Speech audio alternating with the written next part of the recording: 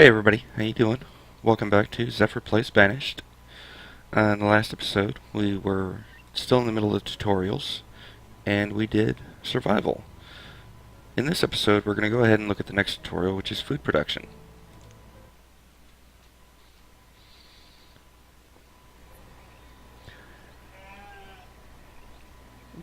There are many ways to produce food for the citizens of your town.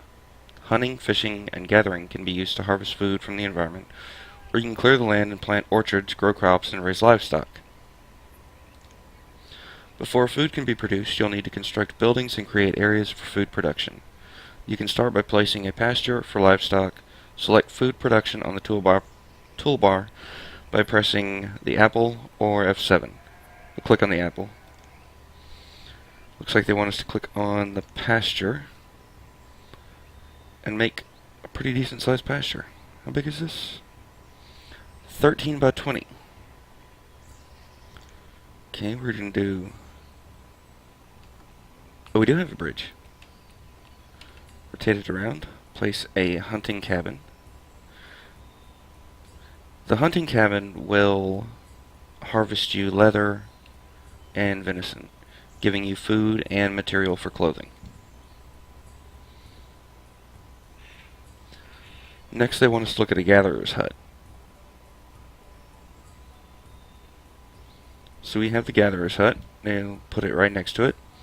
Farmers can work in a field and grow crops. To place one, select crop field. Looks like the grain of wheat. We'll fill out the yellow box. And they want us to do an orchard as well. So once again, we'll fill out the yellow box. Now this stop sign right here on both of these fields, the crop field and the orchard field, mean that it's disabled. It doesn't have anything to grow. So we click on the area, and this question mark is where you decide what you want to plant. We have the choice between corn, potato, and wheat, but there are up to 8 different seeds you can get through trading randomly through easy or medium. But right now we only have 3. So they want us to select corn and hire 3 workers. This button, like when it starts growing, and say you run out of food in the middle of the summer, you can click harvest and the workers will come through and they'll empty this field, giving you a boost in midsummer.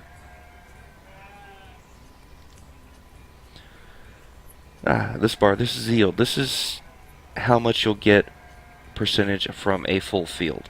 Like if you let it go all the way to autumn, it will go up to like 98, 97, 99%. And then harvest will hit and it'll gradually go down to 0. And again, just like the other buildings, you can either gray it out or leave it enabled for people to actually work the field. Now they want us to look at the crop field. The crop field also has 8 different types of seeds. However, in the tutorials, they give us a choice between apple and pear. We've got 3 in the orchard. Oh, because orchards and farms both share workers. So we have 3 for this field, but they want us to add 3 more, going to 6. So now these guys will start planting trees in here. The wheat will be ready by the end of autumn, and they're probably going to have us do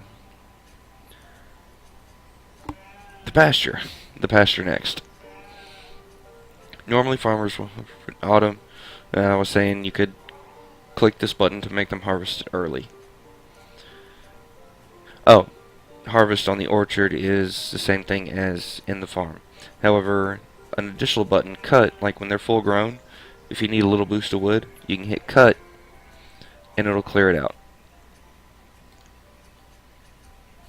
And just as the others, you can gray out or leave it enabled for work.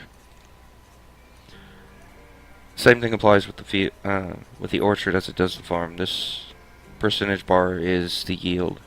I don't know exactly how much you'll get from each size farm you can make, but it's a percentage of the total amount of food that the size of the farm can produce. Now they're going to have us do the pasture. We have sheep.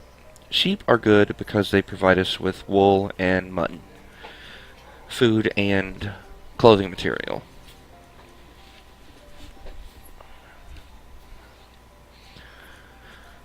To get people to actually breed the sheep, we'll have to increase the workers to 2.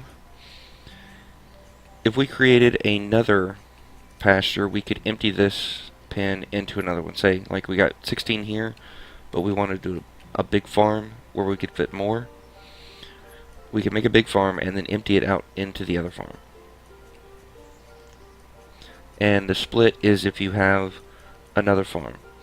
However, an interesting fact is to note that if you don't have a pasture that will hold more than 10 animals, you can't split. And if you have like 9 of 13, you can't split. So the minimum herd size you can split is 10.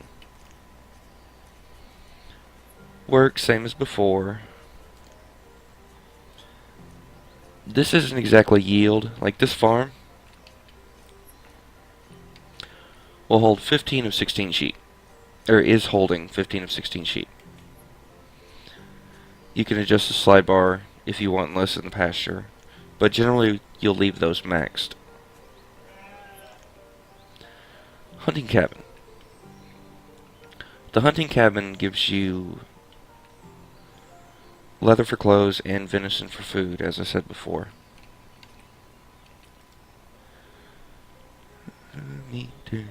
Leather, my clothes, yes. This one only has a single button. They can either hunt or not hunt. And the food limit is common between several types of buildings. The hunting cabin, the gatherer's hut. Over here, if you could click on these in the tutorial, you'll see that this same box is here. And this is shared between all of your food producing buildings. Like before we went over the limit icon, the up arrow with the line. If you hit your food limit, you'll see this icon on 1, 2, 3, 4, 5, 6 different buildings right now. Because we have the fishing hut, which makes food, orchard, farm, pasture, and the hunting cabin and gatherer's hut. These will actually collect berries, roots, onions, and mushrooms from the area around here. A common tactic is to take a forester's lodge and stick it in the same area and turn the cut option off. Forester by gatherers could be a good fishing hut. We should have went over this before. This button right here is information on how much it did this year, and last year. I don't know how a fishing dock can produce logs. I guess they catch logs. And this is the previous season. So last year we got 565 fish, and in the middle of summer we only have 282. If that remains steady throughout the whole year, we are on par to receive the same amount of food as the previous season. As the population grows, this is very important. As the population grows, you'll need to expand food production to keep the citizens from starving.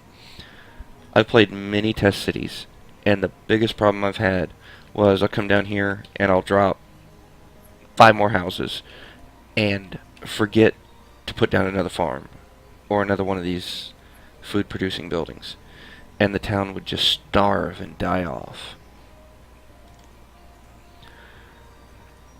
Next, to play the next tutorial, focuses on trade with merchants. So, we'll go ahead and call this episode right here. This is the 3rd tutorial, food production. There is one more tutorial to go, and then after that, we'll be prepared to dive into our own city. And we'll go over the different options at the main menu for a new game then. Everybody have a good night.